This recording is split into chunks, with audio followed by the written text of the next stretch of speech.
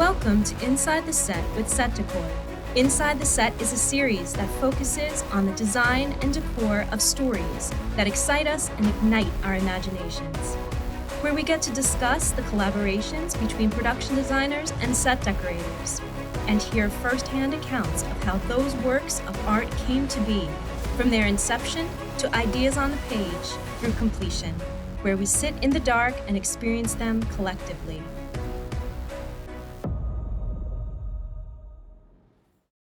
Welcome to Inside the Set with SETDECOR. I'm Serdena, SDSA. Today, I'm pleased to welcome set decorator Melissa Licht SDSA and production designer Matthew Flood Ferguson to discuss their collaboration on the second installment of the Netflix anthology series, Monsters, the Eric and Lyle Menendez story. Melissa and Matthew, thank you for joining me. Thank you. Thanks for having us. Yeah. It's nice to be here. Sure thing. First, allow me to congratulate you on this wonderful achievement in production design and set decoration. You guys did a marvelous job. I watched the show when it first premiered, and I can confess that I came to it with a little bit of trepidation. My sense is so often, particularly in sort of like 80s, 90s period stuff, it can become a sort of an opportunity for camp. And given the gravity of the story, I was concerned that the sets not make a joke of some of the more anachronistic tropes of the period. So what I found instead was a highly cinematic approach to the storytelling. I was so deeply impressed.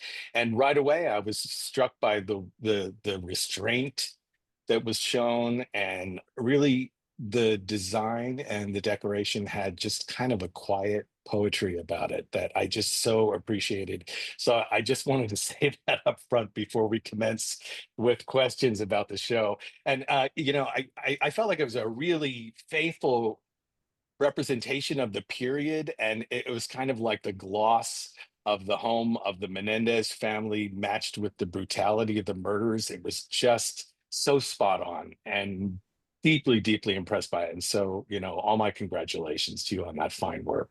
Thank you So much. Basically what I'm saying, it was no joke. Matthew, why don't you tell our viewers how you came to this project and talk a little bit about what some of your chief concerns were in telling this infamous and tragic story? Well, Melissa and I had done with Ryan season 1, which was about Jeffrey Dahmer.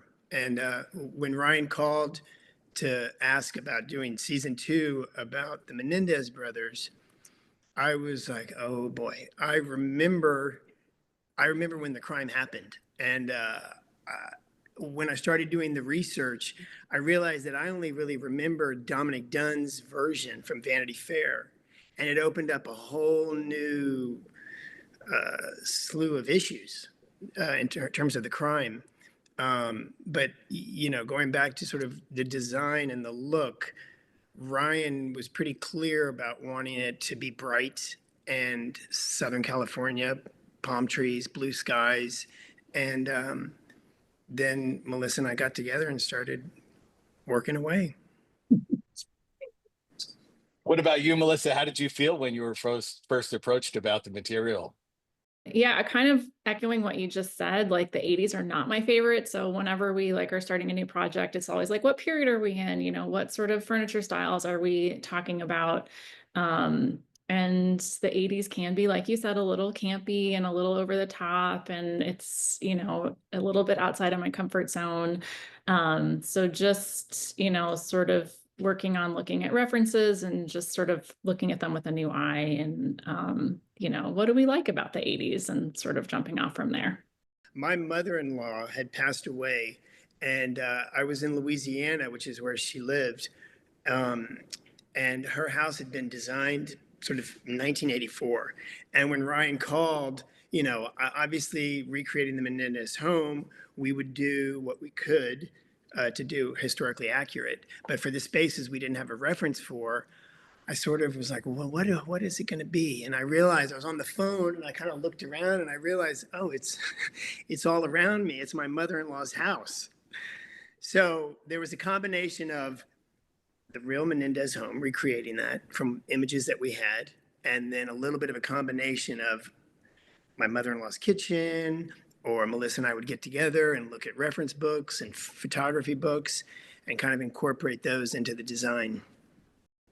Yeah, and the color palette always is like such a strong jumping off point for us. And the color blue came from Ryan like super early on. And so just using that to sort of keep things contained and using like color blocking the way that the 80s did, but in, you know, just sort of like a contained way so that it doesn't get too campy or over the top, because that's very easy with the crazy like drapery treatments that we had and the overstuffed furniture and all that. It's very easy for it to sort of just run away a little bit.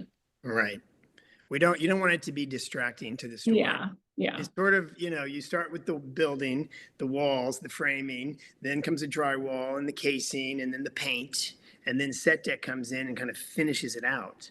But all of that, to me, like an orchestra, should support the story and not really, you know, it should enhance it, but not distract from it. If it starts distracting too much, you're doing a disservice. Yeah, I felt like you guys must have had some really smart, like Coco Chanel filter or something like that, you know, where you like dressed this set and said, okay, let's get rid of these things, because I was so struck by the restraint that was exercised in palette and in pattern. I mean, we know during these particular periods, some of the colors can be quite bold and like, you know, sort of hit you over the head with this is our period, as can pattern be. And so one of the questions that I had was, what sort of filter did you apply towards knowing what that right level was in order to, like, when were you able to say, let's pull this back a little bit, or, you know, was it completely intuitive? Talk a little bit about that process, Melissa. Well, I will say that one of the great things about Matthew and my working relationship is that I am very much like, let's think about the life layer, like how do these people live in the space? And Matthew is very restrained, and he always will like pull back a few things that I dress in. So I think that that really helps us balance each other out in a great way. So a lot of, you know, the restraint comes from sort of Matthew's intuition, I think. But then just with the patterns, you know, it was a lot of the references were just like color blocking. And I just really started to look at the spaces in terms of like, you know, color blocking, and the patterns really were fighting with that. So the only place we really did it was in the dining room. Matthew introduced a wallpaper. So we worked off of that pattern a little bit. And then in the parents' bedroom, we had a little bit of pattern in the curtains. But other than that, we really just tried to stick to just sort of, you know, little pops of like red, and just that sort of being the interesting moment, and everything else just being sort of more subtle, just color blocking moments. When Melissa showed me the dining room set that she had found, it was a set, I think there was like a shelf also, it was a part of a set. And then she, you know, had it reupholstered. The color of the wood was so perfect with the wallpaper, and even the blue that she chose.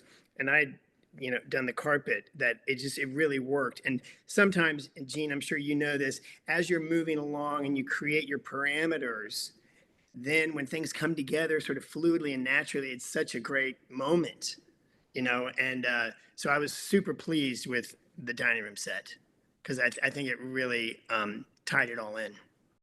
Yeah, I love that that moment when you sometimes you discover a particular piece that is like such a cause of inspiration, and you Totally. go, let's build it. It's sort of like that Kohler commercial where they bring in a faucet and go, build me a house around this.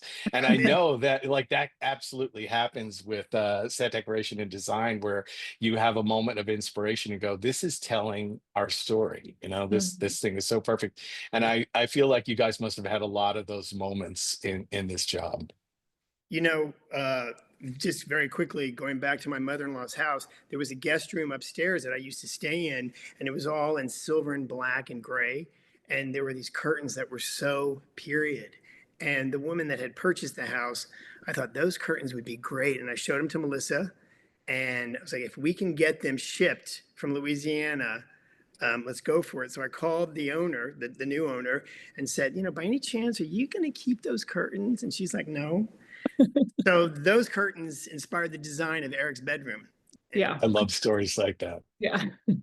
You know, one of the other things that I was struck by, you know, it's sort of like nonlinear storytelling where we're sort of flashing back and forth between different periods. And then there are also, you know, some of the sets that we go to that we're revisiting them during different times. And you know, the story takes place over quite a long period of time. And so I'm wondering what were some of the strategies that you employed to illustrate the passage of time and how you continue to make it an environment that looks like it's inhabited by real people. Their Beverly Hills house, our main set, they actually only lived there for 1 year. So in that space, it was really just like, you know, the evolution of like it getting messier because they were historically very messy. But then with the past houses that we did, you know, I think the New Jersey house especially was very challenging because it wasn't that far in the past, but we did want to show that it was in the past. So, you know, we leaned a little bit more 70s than maybe it would have been in real life, but it sort of helped tell like this was when, you know, they were like young teenagers and it wasn't that far into the 70s, but that sort of helped to tell that we were, you know, in the past. And then with the parents in the 60s, you know, we had a bunch of stuff there as well. What was the overall time period that the story inhabits from when till when? So it starts, I mean, 1960 all the way to, I think, 1996, when the boys are convicted and sent to prison. So the majority of it is 80s, you know, but we did flash back to the early 60s and then a little bit into the 70s. And then here is the New Jersey house. This was Jose's office. Wow, that's lovely work. And was this Lyle's bedroom, Eric's bedroom? This was Lyle's, I think. Right. So there were some quick pops that were when they were young boys. And this was one of those. How many sets would you guess that you have over the run of the show? Oh my gosh. Yeah. I would say there was an episode, maybe episode 8, where we had well over 50 sets in the script. So we had quite a few. Into the hundreds for sure. Yeah, definitely. Wow. Yes. And how long was that shooting schedule? It's all a blur. It's all, Okay. you know, was it like 3.5 months? It's something like that. I mean, the whole project for us overall was around 6, I think, which is what it normally is. Yeah. I mean, it's a challenge, you know, the scripts, we don't have all the scripts at once. And so as they start to come in, you know, it's like having a speeding train on your back, and which is the shooting crew. And so we just have to be ahead of the game. And when we get a script, you know, episode 8, let's say, I don't remember, and it's 45 new sets, you know, locations, and that's it's a lot of running around to try to pull it together. Yeah. Yeah.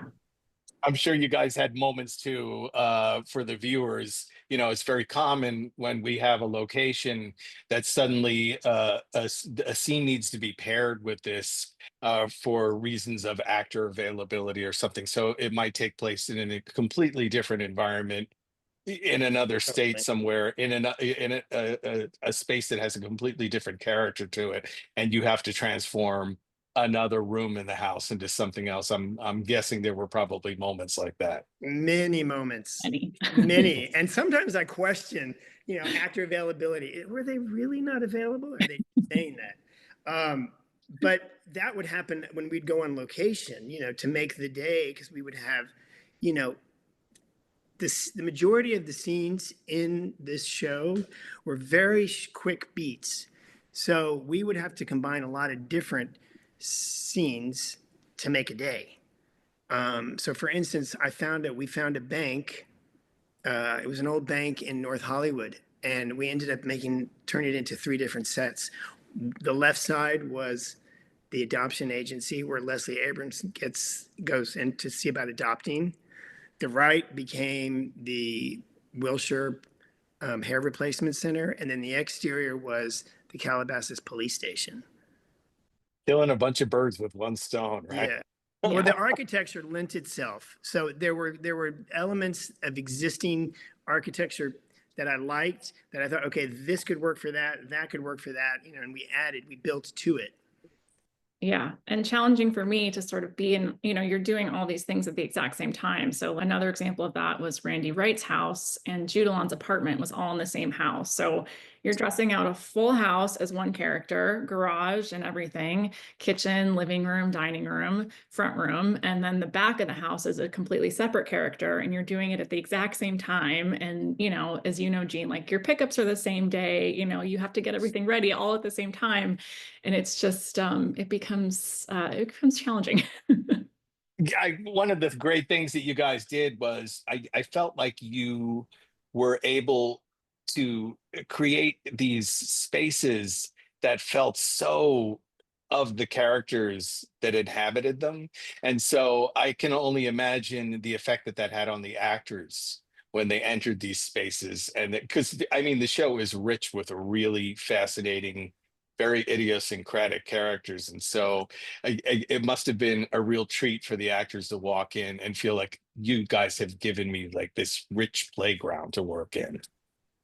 I hope so. Judalon's apartment was definitely the most fun. Her background in crystals, and you know, yeah, that one was very enjoyable to do. We're at Judalon's apartment. Judalon's, yeah. Yeah, no, it was great. We turned her studio into, it was the bedroom of, in the back that we turned into the studio. It was great. Mm-hmm. You know, you made a reference to this earlier in a comment, Matthew, but you know, one of the things that I was really struck by is the show feels so Southern California. Like you feel, and one of the things that I really felt was the light. You know, like the way the light filtered into all the spaces, and when we did exteriors, it was like I felt and so believed that we were in Southern California for the scenes that took place there, and so I was thinking about how the light is almost like sort of its own character. It's just like persistent presence that's always there. And I'm very curious about what your collaboration with the director of photography was like in you know, putting together the design and decoration for that. Yeah, we had worked with Jason McCormick, the director of photography, on Dahmer. And like I said, Ryan had mentioned, you know, obviously this is Beverly Hills, Southern California, bright blue sky.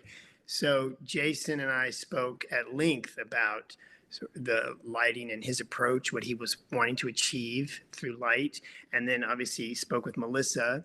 And a lot of it, you know, it comes from practicals, and then his lighting, and then the natural light.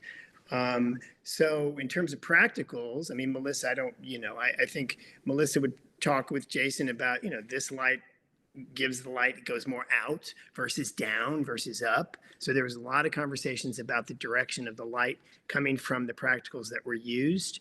And then Jason really wanted to shoot at dusk, you know, when the sun is setting, and tried to hold his camera in a certain direction. I think he never wanted to face south. I should remember this, but so that he could capture the right light. Vertical blinds. That was another thing. Yes. Right. Yeah. A lot of vertical blinds. Definitely a challenge for Jason, but thank goodness he made them work, because they are so period and completely sell it. Yes. We use those a lot. And, you know, shears obviously help to give a sort of softer, prettier light, but there were so many spaces that did not call for shears. And period is really vertical blinds. And this is Jose Menendez's office at Live Entertainment. And when Melissa and we were scouting, Melissa was like, let's do red. I knew I wanted to do red in the bedroom for the carpet. I had a really strong feeling that I wanted to use red around the parents. And then Melissa was like, what about red? And, you know, and I was like, yes. So they made a statement. These blinds, one of my favorite parts of the show, honestly. I love this office so much. Me too. Yeah. Yeah, it's so striking. You know, but when you use bold color, sometimes it's a little scary, because you're like, I hope it works. I hope nobody freaks out about this. like the blue carpet and the red chairs. Early on, going back to the color red, I had a strong, I really wanted to use a red carpet in the parents' bedroom. And I went for it. And when it was being laid out, it was so strong. I was like, oops, hope this isn't too much. Later on, as we were shooting, somebody showed me a TikTok video of a bunch of images, and one of them was Jose Menendez laying, I believe it's his bedroom floor, and the carpet was red, bold red. The same goes for a marlin fish that my mother-in-law had in her game room in her house. And when I was down in Louisiana, I'm like, we got to use this fish. And I showed it to Melissa, and she's like, definitely. And the murder room, which was the TV room, game room in the house, that's pretty much the main room that we had research on in the house. So that was an exact match as much as we could. The only thing is I didn't have images of the reverse. When you come into the room and the boys come in, I didn't really have pictures that way. All the crime scene photos faced towards Jose and Kitty. So we put right in that direction. So we ended up, Melissa and I talked, and we ended up putting the marlin fish on the back wall. Cut to, there was a TikTok video, and there was actually a marlin fish on that wall. Yeah, almost exactly where we put it. I think theirs was above the door. We put ours to the right. left. Yeah, anyway, it wouldn't fit above the door. We wanted to put it above the door, but it wouldn't fit. You know what? Trust your instinct. Yeah.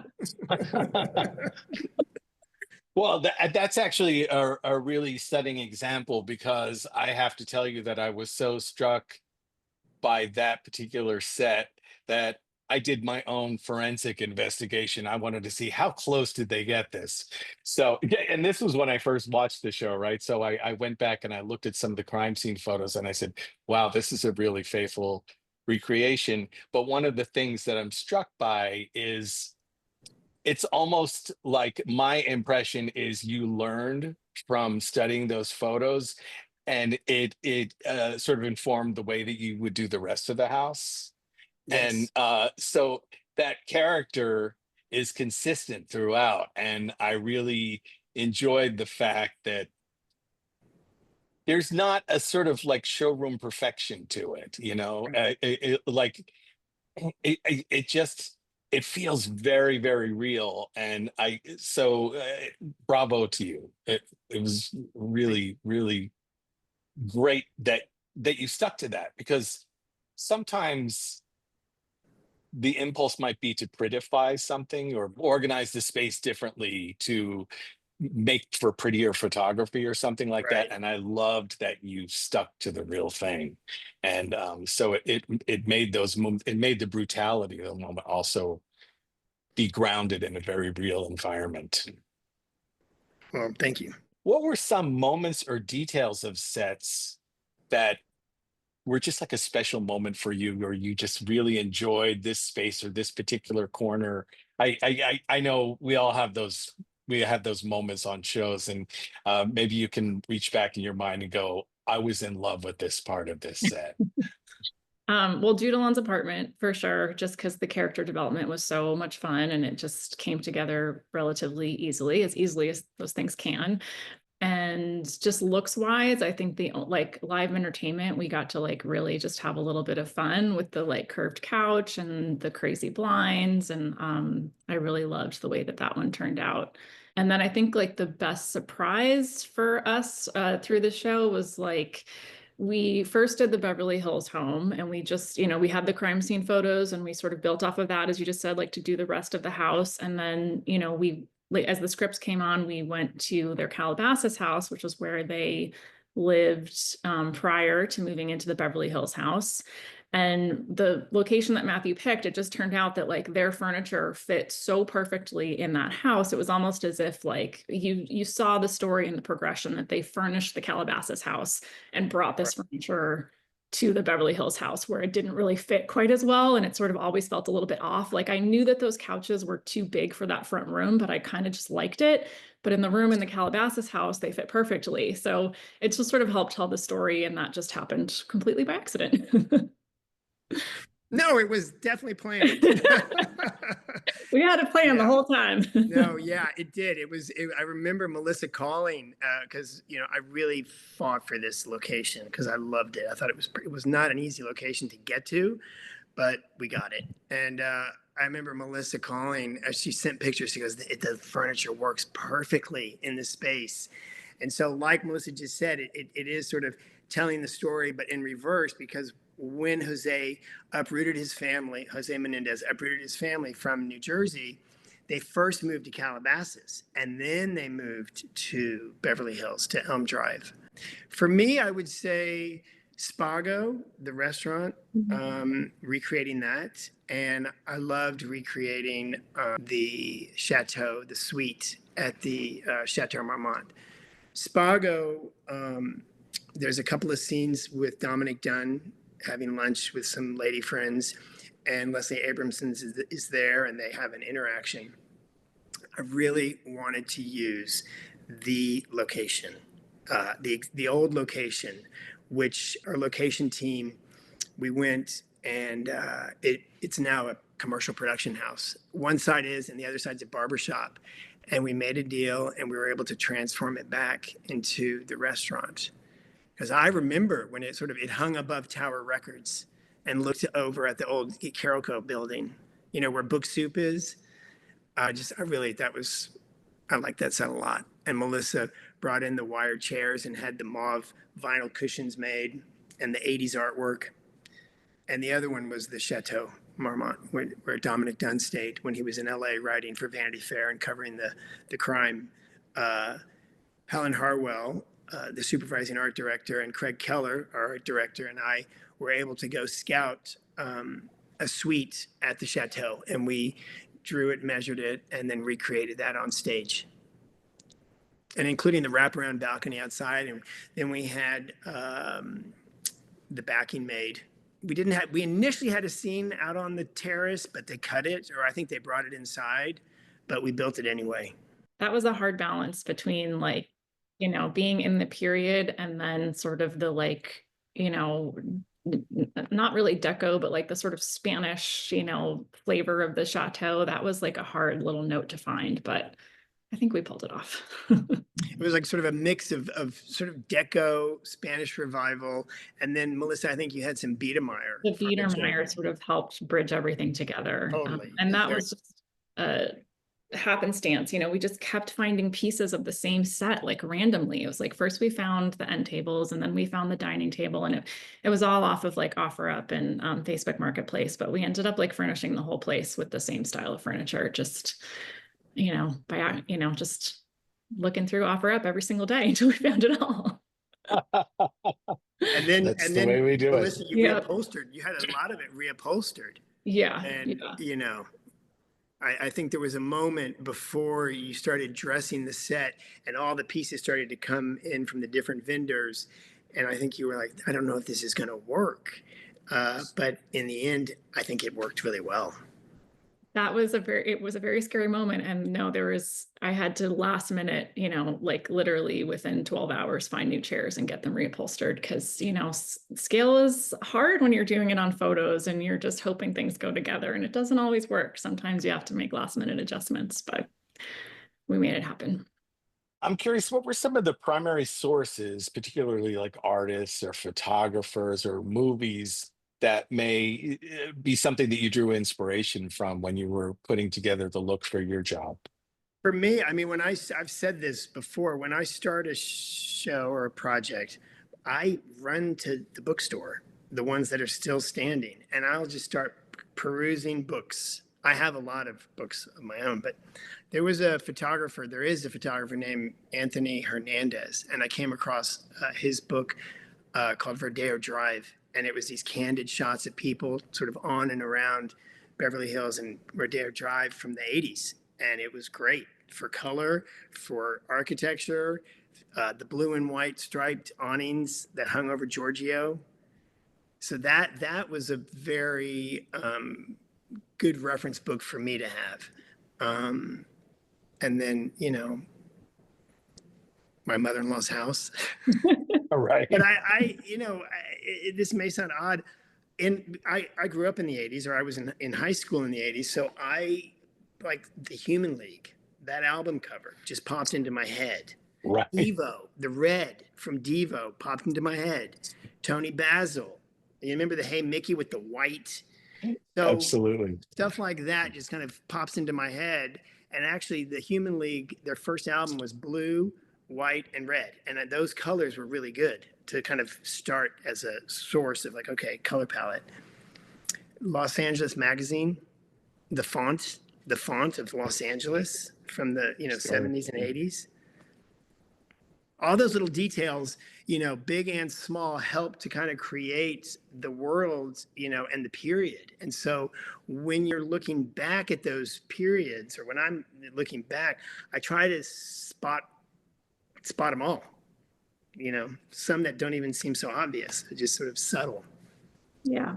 That's great, because some of that stuff I think works on an unconscious level where it makes an impression on you sometime in the distant past, and suddenly you find yourself drawing inspiration from it. So that's really cool. I love album covers and magazines as an inspiration. That's great. Yeah. Should I say Ansel Adams or some famous photographer? Doesn't have to be a high art inspiration, it's just yeah, I mean, that's the kind of stuff that we fall in love with. A director once told me that his theory in telling a story of any sort of great length, that he felt like that there needed to be a thread of visual continuity that runs through it, and he described it almost as a mural that would be unfolding before the viewer, and you were experiencing it in real time.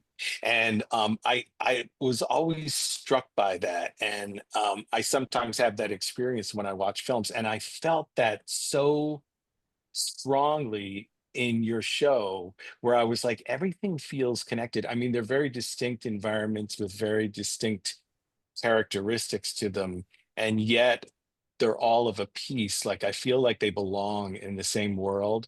And I don't know whether that was conscious or unconscious, but I'm wondering if there was anything at play there that might have been sort of a governing principle that you abided by that allowed you to have that continuity that ran through the show. I think like the color palettes always help so much for me, even though it's not, like a huge thing. It really just helps sort of like contain the world that you're in. And then, the things that Ryan will say in the concept meetings are such a huge jumping off point. And then with Matthew's references, you just sort of like start to create a language of like each show, like Dahmer sort of became its own specific thing. And this obviously was going to be completely different, but you just sort of start piecing those together. And then you sort of, you do the first permanent set, and that sort of sets the tone. And I think Matthew's really good at like steering us in a direction where like, this is the language of the show, and this is what, it's going to look like throughout. And I think we do that very consciously. I think also once the parameters of the world is established, you try to stay within those, consciously and unconsciously. And that can go with locations, with what we see when we go outside, into the real world, and we're not in a controlled environment on a stage. But it's great because Melissa and I have such a great working relationship, and I think we have the same kind of taste, and we speak sort of a similar language. So it makes those moments when we're creating and building a set a lot easier. Definitely. Great answer. This actually brings me to another thought.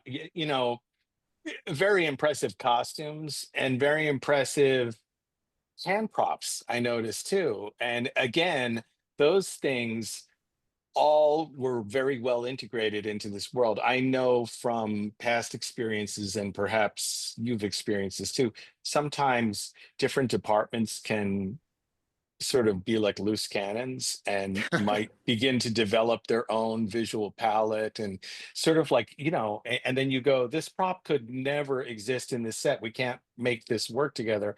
And so I thought maybe you could talk a little bit about your relationships with the costume designer and the prop master, and how you were able to so seamlessly match those different bits of craftsmanship together. Dwayne Grady was the prop master, and he and I work extremely closely together. We're across the hall from each other, and we would go over everything before, I dressed each set. So that was a great relationship. And I think Matthew talks to the costume department more than I do normally, just sort of going through the color palette. But I think a lot of that stuff really stems from Ryan. We have a concept meeting for each episode, and he's very clear on like the way he wants things to look, and he's very descriptive, and it helps so much. And I think it sort of keeps us all sort of in the same, language and vision. Paula, Lou, the costume designer, and so she and I work pretty closely together, especially if I'm doing wallpaper or wall color.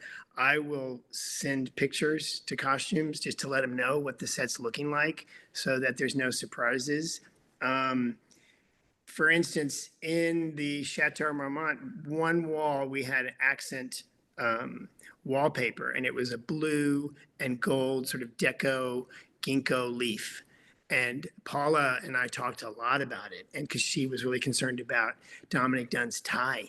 So I would show her the wallpaper, she'd hold up the tie, and it could be this color or that color. So there's a lot of communication with costumes and I, and also with props. Melissa, were there any SDSA business members whose goods or services were invaluable to you when you did this show? Yes, 100%. Omega was, as always, invaluable, cannot do anything without them.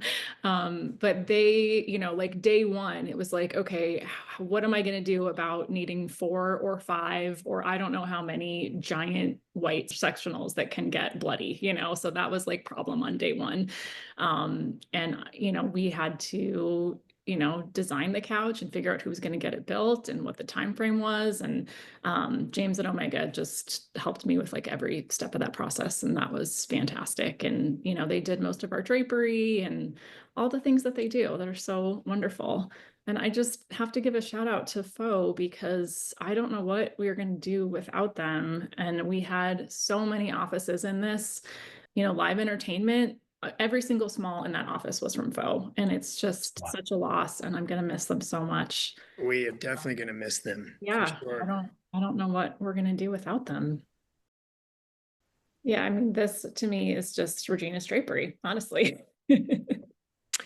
Well, there's also, I remember that piece of art behind Lyle's head, that sailboat. I remember, Melissa, when you showed it to me, I was like, oh my God, I love it. It's perfect. It had this sort of the chrome frame, which was so period, and the blue mat. And that, I thought that was just such a great little piece. Yeah, that was like one of the jumping off points, it was like, where in the house is it going to go? And it can't go in the main living room because it's not formal enough. And just sort of, it traveled around the house before it found its home there. But I think that was the perfect spot for it.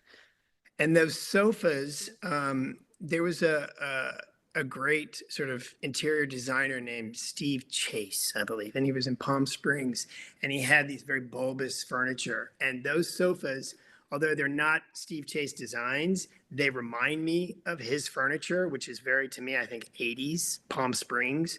And Melissa, I think you sourced those at Those were Omega. Yeah, that was honestly, it was like the first week of shopping.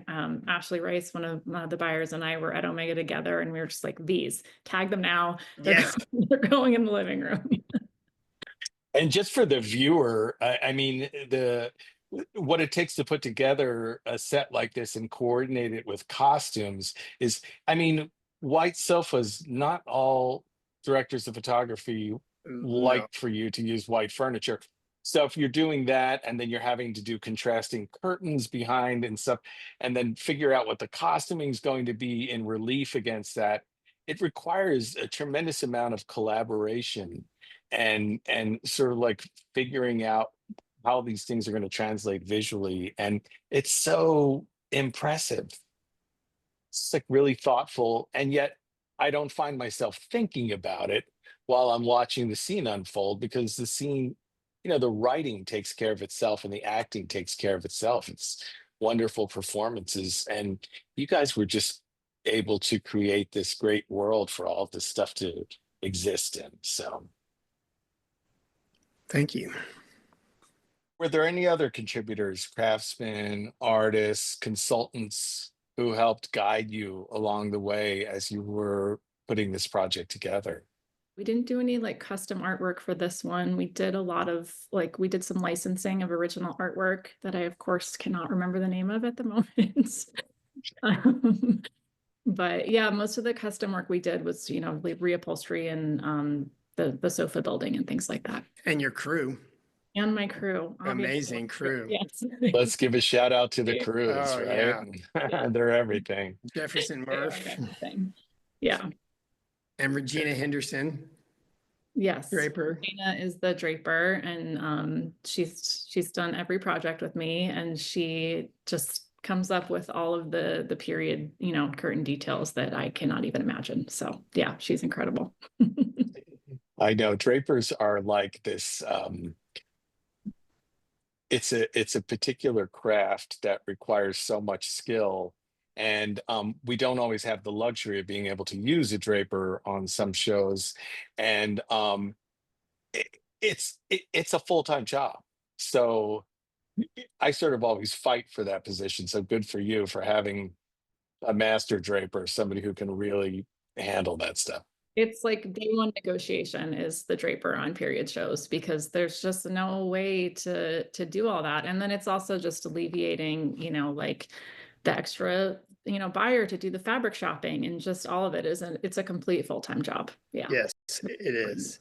I remember when I was a decorator on a movie, Battle of the Sexes, I wanted a draper. They would not give me one.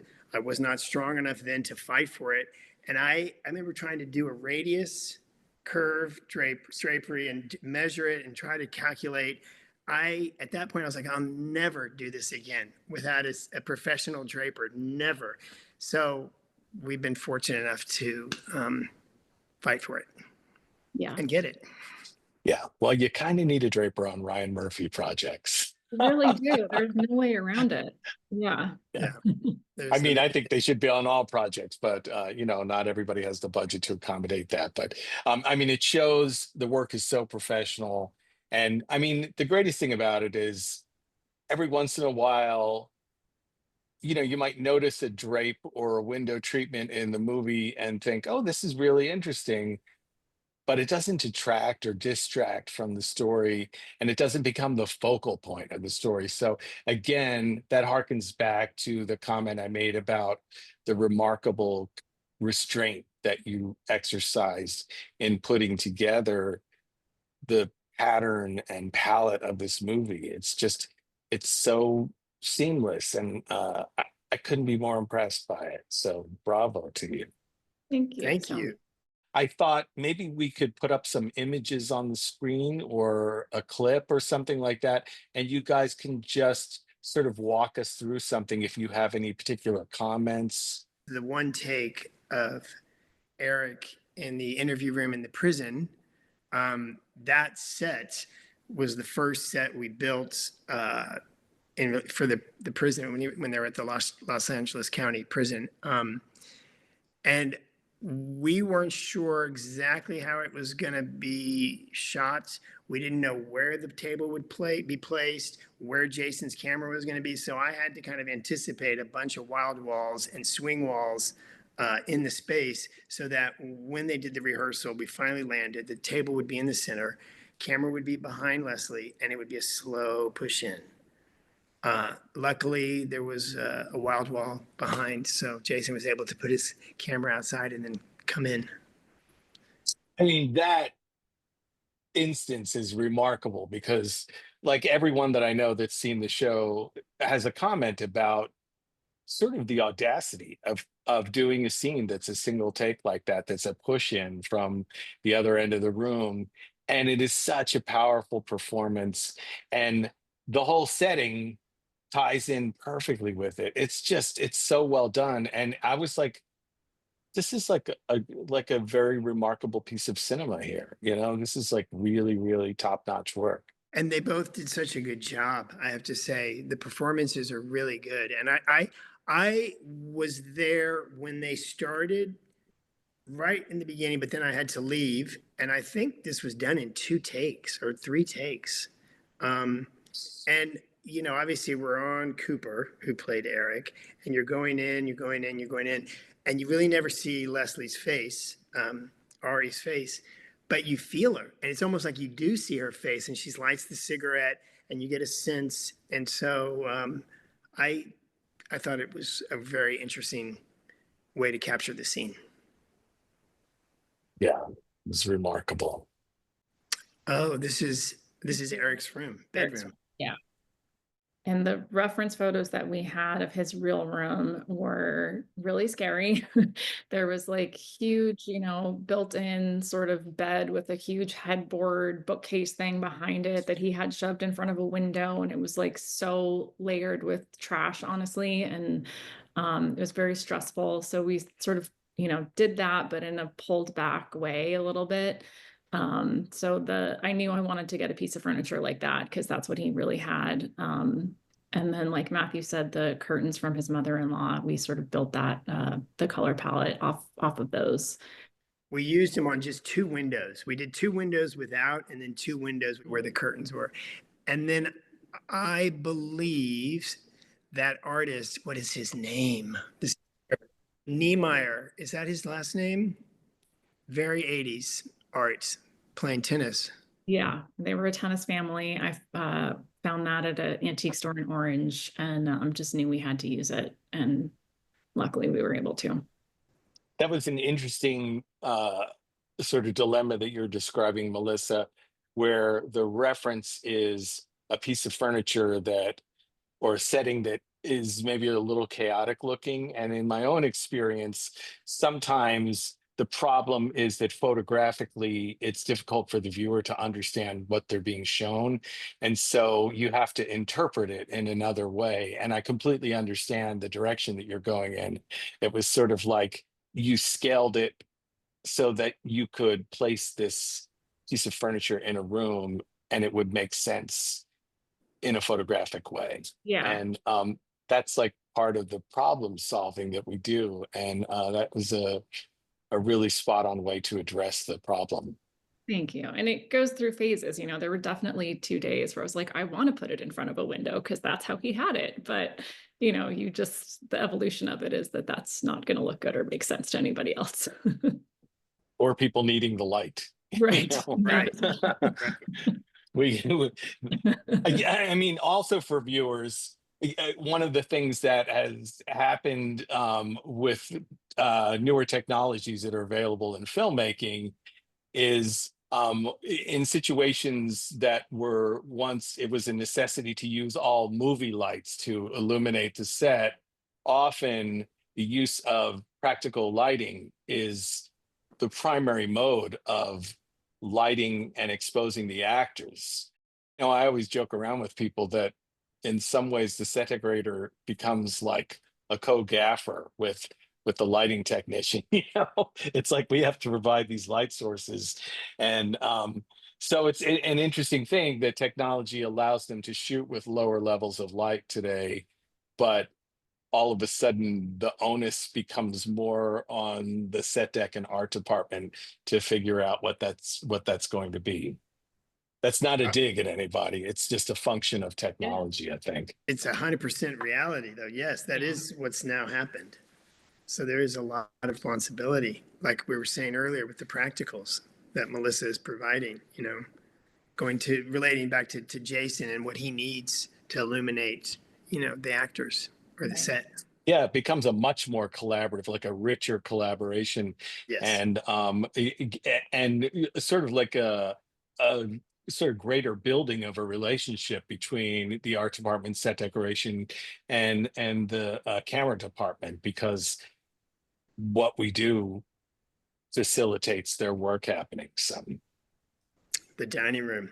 Great dining room, yes, with that incredible set. And we did find that whole set at Children's Charities very early on. And then sort of that tone of wood sort of became like, the tone of wood that we used through the rest of the house. And yes, kept going back to that. The first day that Javier showed up on set, we shot in the dining room. It was not for this scene, but it was for the scene where he's quizzing the boys on different capitals, and he gets really mad and he throws a plate against the wall. And that day there was just this kind of rise with everybody. He's such a they're all great actors, but Javier Bardem is such a great actor and has such a strong presence, coupled with the fact that he's playing this character Jose Menendez.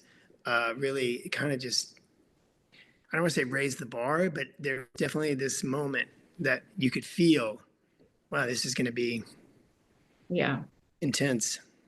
And this is the New Jersey house. Yes, the exterior. Yes, which I regretted not putting more patio furniture on, but you know, things happen. I love the sliding glass doors. People don't have those anymore, and they're so period, with the big sort of chrome handle and the whole plate of glass that slides open. So when we found this location, it was the doors, the entryway, and then his office, which had the wooden blinds. I was like, we've got to use this location. It's a great location. Do you recall where this was? That was in Pasadena. I think a couple had just bought the house, and so they were kind of not really fully moved in, but we kind of took it over. The DGA. DGA. This was a big day because we had to close down intermittently Sunset Boulevard. Oh, is this where they do the memorial for the parents? Yes, it is. Okay. And it's where they had their memorial in real life. So yeah, this was. Talk about a crazy scene too. My God, the song that they play while they're showing the video of the parents. This was and that happened. That's real. That really that's happened. the nuts part of it. I was just like, I am here for this show, you know. And it has these. I mean, it has such a interesting mix of like tragedy, great tragedy and drama, but then there's moments of like unexpected humor where you're just like, what is going on with these people? This is crazy. I mean, obviously their memorial was at the DGA, so it was really important that we got that as a location. And you know, going back to Spago and trying to shoot it ultimately we did at the old location on Sunset Boulevard. I also wanted to shoot the exterior of Dr. Aziel's in Beverly Hills, which his office was on Bedford in real life. But we weren't able to shoot on Bedford, so we found a location on Camden, I think one street over, and used that as our exterior, Beverly Hills. And as you know, Gene, I'm sure Beverly Hills is not an easy area to shoot in, but we got 100% signatures and we were able to shoot there. And I just felt like it was so important that we shot it in Beverly Hills, not in Pasadena, not in South Pass, but in Beverly Hills. This part is a build. The interior of Dr. Aziel's was a build on stage. His outer office, where Judalon meets Lyle while she's waiting, and his office, this was all built. But the exterior, when he runs outside to call Judalon, and when the boys leave, we shot that in Beverly Hills. Yeah, offices are always a challenge because they're usually one thing and you're stuck in the parameters of like the desk and this and that, and it's just so hard to try and make them interesting and different, especially in these shows where there's like the lawyers, there's just so many different offices, and trying to distinguish them and make them each interesting, it becomes challenging.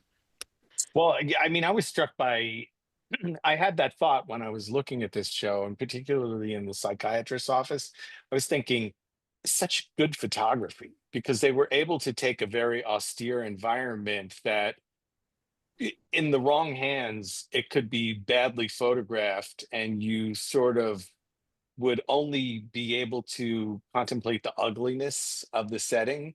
And I think what happened was you guys were able to adhere to the reality and the principle of having this feel like an authentic setting, and you were in the hands of a very skilled photographer who was able to light the set and balance everything in such a way that it's sort of like, I always go, when I have to create an environment, there's a great deal of trust that's involved. So I'm like, you go, please don't let the cinematographer screw this. Jason, And it's Jason's really very good. talented. He's Yeah. very talented cinematographer. And so I love this shot of Jude Law waiting in the office. But yeah, Jason has a really a great way to handle the light that he brings in, then the practicals and the levels that he uses. Like Melissa was saying earlier, offices can be so boring and so tricky. And I didn't have any reference pictures of what Oziel's office looked like in real life. So this was a bit of a creation. So behind his desk, we did a built-in. So there was a little bit of depth and some interest behind him, and it just wasn't a dry wall with a piece of art. And did the same thing in the waiting room so that you had a bit of interest there on that wall. But with the sofa and where the boys were, there was really no way around getting around having it being up against a wall. And Melissa and I looked at the space, and it had to relate to our location because this was a build and we knew we would be exiting. We sort of looked at how can we arrange this and not have the sofa against the wall, but in the end, that's where it would be. And that's, what makes sense. So with these spaces, we try to give as much realistic interest so that when they block the scene, when it gets shot, when it gets edited, you have a little bit more depth and throw behind the actors. Well, I think that you balance that beautifully because there's kind of like a historical veracity to what's going on. Like we understand the period through looking at this, and then the choice to do very conventional seating, like have it be against the wall, because I think often the impulse might be in a job to do a more kind of dynamic arrangement that would allow for more dynamic cinematography and stuff. But there is sort of a banality to the setting that I think making the deliberate choice to have it be real, have it be against the wall, it also in some ways corners the photographer and says, let's also allow the photography to have an aspect of banality to it. And so when you have great drama taking place inside of this banal setting and stuff like that, that in some ways those things work in concert with one another and in contrast with one another in really interesting ways. And you guys did it over and over and over again. I'm so impressed. Thank you. Thank you. I have to stop complimenting you enough with these compliments. I mean, honestly, Gene, coming from you, it's a great compliment. I admire your work over the years. Seriously. Thank you so much. So I really, really do. So I really appreciate what you're saying. Well, bravo to you. I'm so excited about the work, and I look forward to seeing the next installment of the series. So it's been my pleasure to chat with production designer Matthew Flood Ferguson and set decorator Melissa Licht SDSA about their stellar work on the show Monsters, the Eric and Lyle Menendez story. Here's wishing you continued success. Thank you for your time. Thank you so much. It was so much fun. This was great, Gene. Thank you very much. Absolutely. It's a pleasure. Thanks for joining us for this episode of Inside the Set with SETDECOR. Don't forget to subscribe to our YouTube channel and visit our website, SETDECOR.com.